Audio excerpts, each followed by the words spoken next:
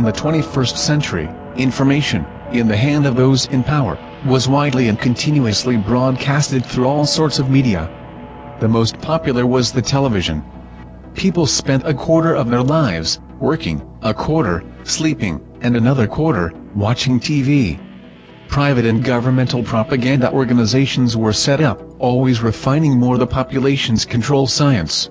Man is in his nature a social animal. He takes pleasure in society, he needs and enjoys the mirror of the other. Like any living organism, its main research is the homeostasis, which means to maintain the stability of its shape in order to perform its vital functions. Psychically, it is translated by the confirmation to any reassuring system, and the elimination of any information coming to contradict a securitarian vision of the world. The phenomenon is amplified by the puzzle game of the other, and the conformist message's redundancy through the media. He is endowed with a polymorphic schizoid mind, and the ability to project his highly mimetic spirit, and thus be able to assimilate, such a sponge, the information reaching him from his environment.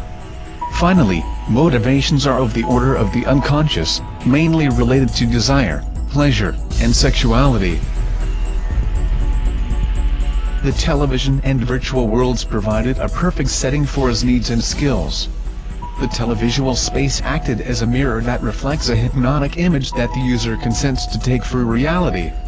Controlled by the merchants' oligarchies, these technologies will modulate the people's mentalities, defining for them their own conception of the world.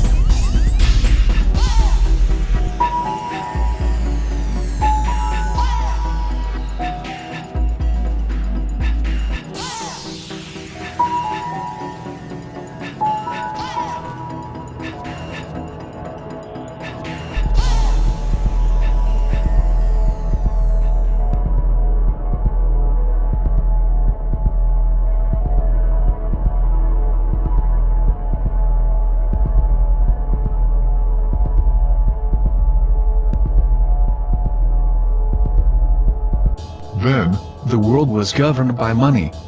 Money was a system of exchange value. It allowed to transform any goods and activities into a numerical data. It was convertible, extensible and malleable. It was the global economy's blood, it was the working people's blood and was controlled by the banks. These private institutions had absolute power to issue currency and lend it with interest to the states.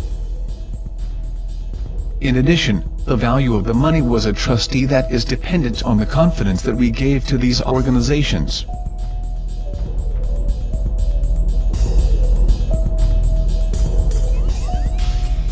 In this way, huge powers were accumulated in a circle more and more restricted of few families, whose the only activity seemed to be the phagocytosis of the planet.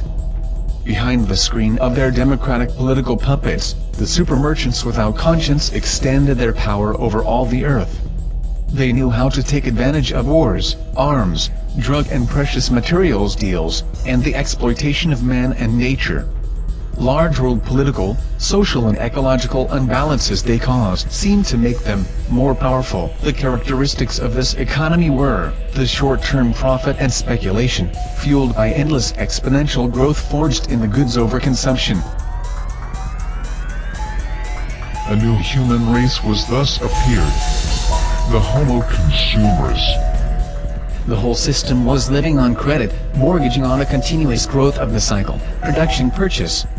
This pernicious mechanism allocated banks to advance more and more money for this growth, and thus, to reap in an upward spiral, the usufruct by the refund of interest rates, profit sales, and stock market speculation. In order to sustain this vicious cycle, peoples had to work harder to be able to buy more and more, all kinds of products, deliberately lifetimes limited, often useless, and in addition, harmful for health and the ecological balance.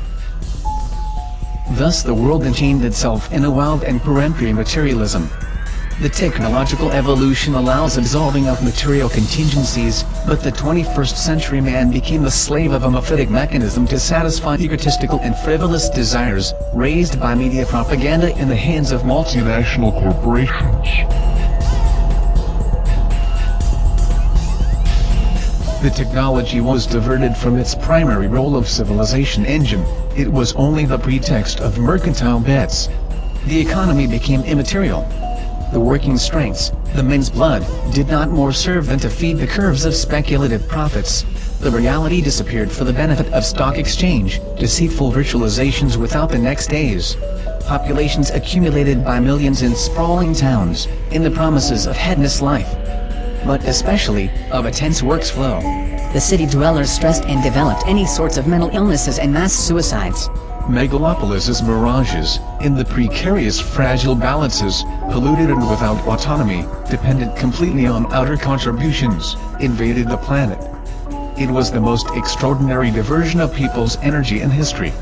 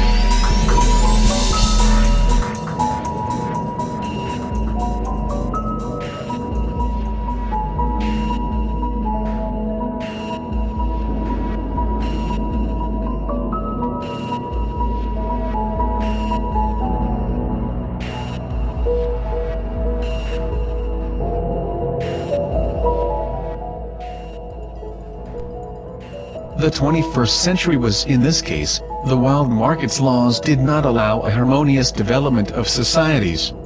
Technology's choices were based on the ability to maintain rates growth and profits of a few, at the expense of the ability to contribute to the survival and happiness of populations. It is instructive to think that this kind of expansionist civilizations, if they could be perpetuated, would behave like an intergalactic virus, nibbling the universe until its annihilation. Fortunately, we know that the mechanical laws of cosmos conservation do not allow that kind of behavior in the long term.